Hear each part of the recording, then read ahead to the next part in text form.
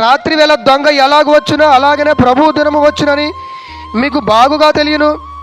లోకులు నెమ్మదిగా ఉన్నది, భయమేమీ లేకున్నది. చూసానండి, లోకములో బ్రతికే మానవులంతా భయము లేకుండా బతుకుచున్నారు. ఈరోజు నా ఆత్మ చనిపోతే పరలోకానికి వెళ్ళిద్దా అన్న ఆలోచన మనలో కలగాలి.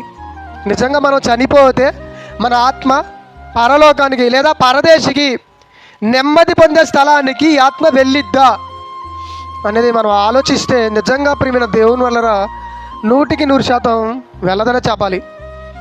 ఎందుకంటే దేవుని యొక్క ఆ యొక్క పరలోకం లేదా దేవుడు ఏర్పాటు చేసిన పరదేశికి వెళ్ళాలంటే ఈ ఆత్మను ఎంతగా సిద్ధపరచుకోవాలి, ఎంత జాగ్రత్త పరచుకోవాలి అనేది మనం ఆలోచించాలి.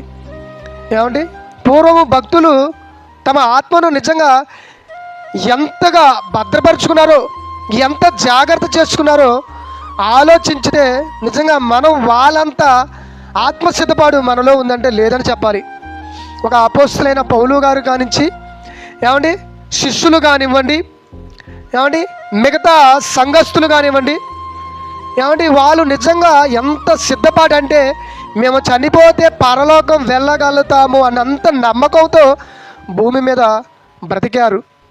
దేవుని కొరకు ఆలోచించి బ్రతికారు.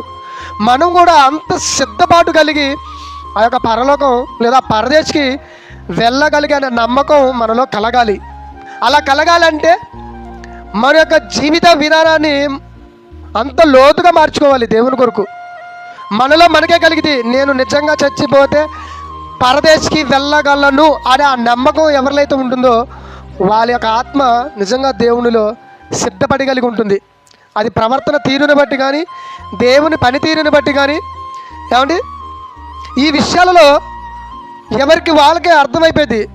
నేను చచ్చిపోతే ఈ సమయంలో పరదేశికి వెళ్ళగలుగుతానా, దేవుడు నా పరలోకాన్ని నేను చేరుకోగలుగుతాననే ఆలోచన, ఆ డౌట్ ఉందనుకోండి, మనలో ఆత్మసిద్ధపాటు లేనట్టే.